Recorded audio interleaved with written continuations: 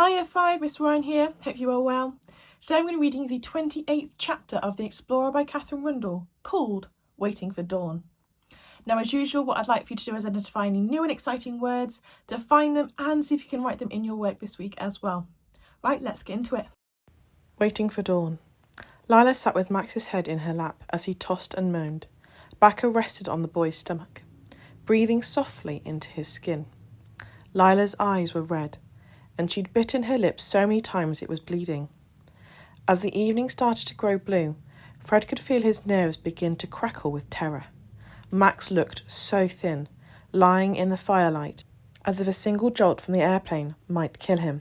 He sat, counting Max's breaths, until at last he could take it no longer. He jumped up and went in search of the Explorer. He found him bending over the plane's engine, a burning torch in one hand for light. "You'll have to take off as early as you can tomorrow," said the Explorer. "Max is lucid, but burning hot. Follow the river northeast." Which way's northeast?" Fred forced himself to stop nervously scratching at the bites on his arms, which were already swollen and bleeding. "There's a compass in the plane. Con will be your navigator. She has a memory for topography. The river will take you to Manaus. The city's built right on the edge of the water. You can't miss it. There's a vast opera house with a glass dome roof and pink walls. The roof catches the sun, and you can see the shine of it from miles away. But if you run out of fuel before you reach the city, and I must warn you, you probably will, fly inland. There will be some cattle ranches with open fields. Land on the smoothest field you can find. Remember, front wheels first. Front wheels first. And the others should be heads down low behind the seats, and with their hands clasped behind their necks." "What if I forget, though? What if I go crazy and panic?" "I think it's very unlikely you will do either." "What if I do, though?" "You won't. Fred, I may be eccentric, but I'm not mad." He looked at Fred. It was a kind of look that on a clear day could see through your chest cavity to your heart. "I wouldn't ask you to do this if I weren't absolutely sure you are capable of doing it." Fred twisted his fingers. "Are you sure you can't come with us? I mean, your leg doesn't stop you climbing trees." "Insolent child," said the Explorer. He reached into the engine and tightened a bolt. His spanner was carved from bone. "No, you wouldn't all fit in the back. We could do 2 shifts.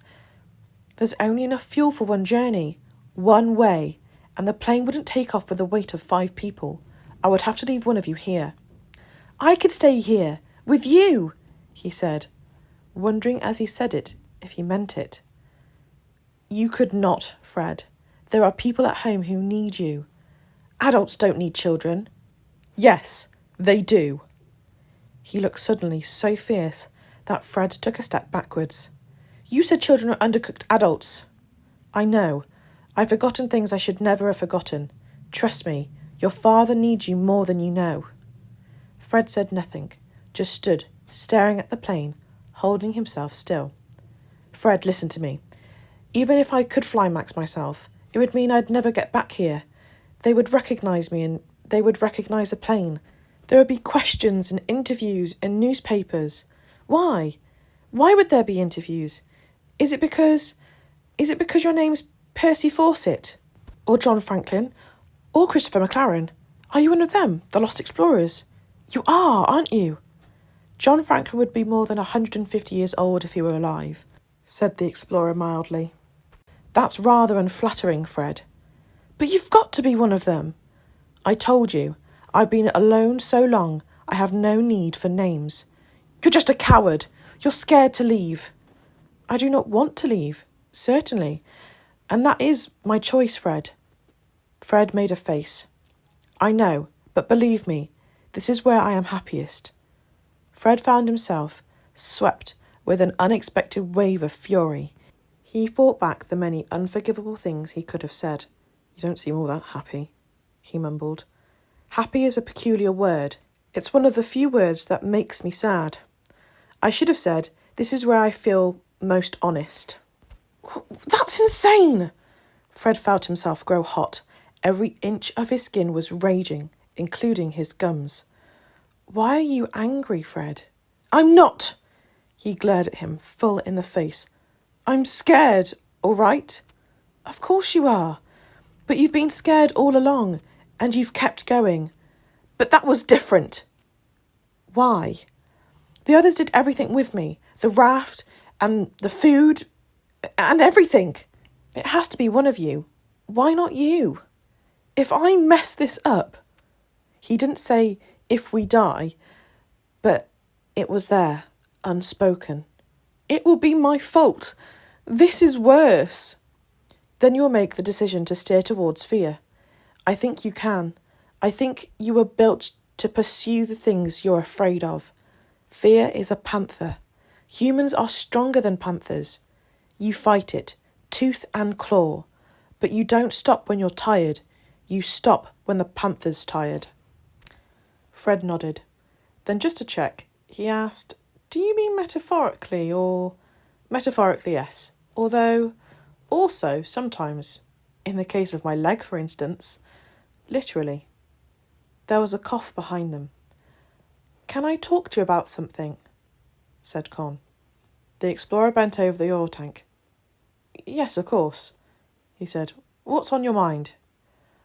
Con glanced at Fred. Alone. The explorer didn't look round from the engine, but he jerked his head at Fred. Fred glared at Con, but turned to go. He was halfway across the city square when he heard her speak. She tried to whisper, but her voice was sharp and carried on the night air. I'm not leaving. Fred turned in astonishment. The explorer was still methodically checking the engine. Fred stepped behind one of the trees that lined the central stone boulevard. I'm staying with you, Con said. I've made up my mind. Max needs to get to the hospital, but I don't. I'm afraid you're not, said the explorer. He adjusted a bolt in the engine. I wouldn't be any trouble. I've been saving my food, and I can eat spiders.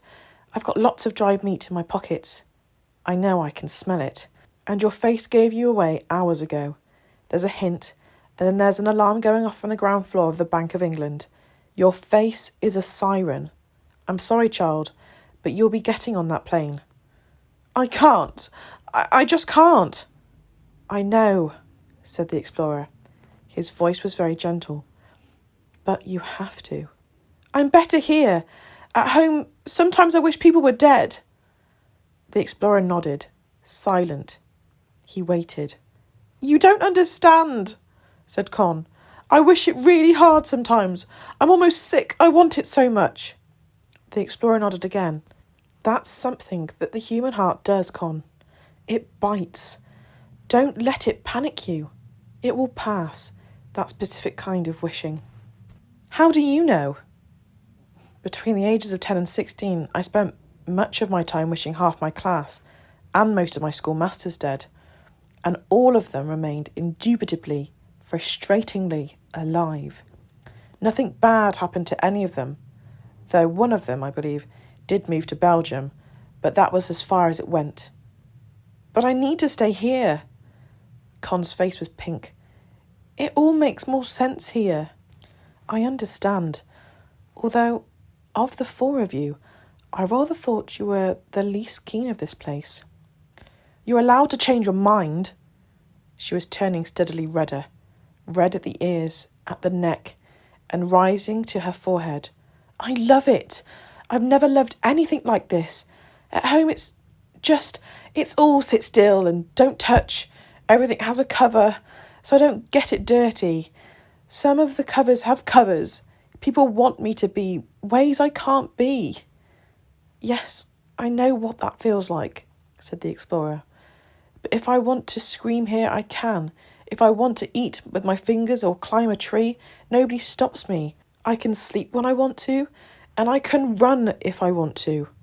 She looked particularly defiant at the last words, as if confessing a sin.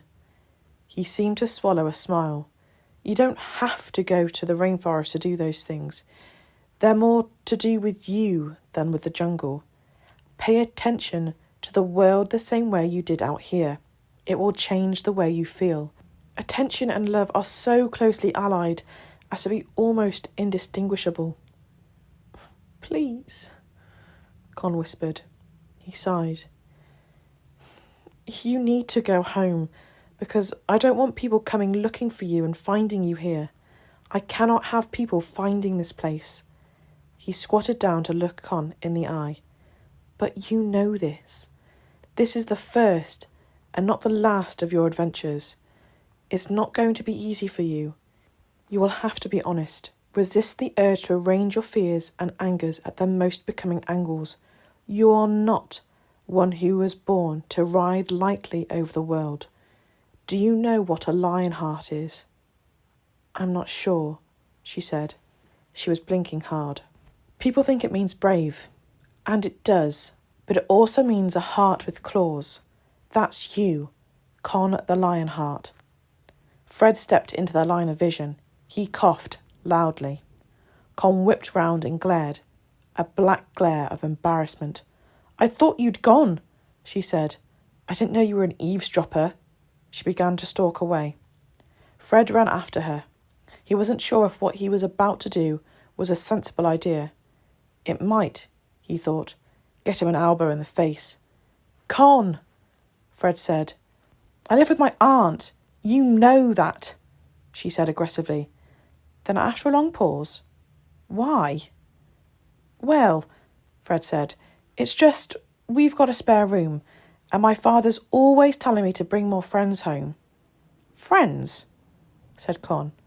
A flush began to rise up her neck, to her ears and cheeks. Obviously, said Fred. Friends.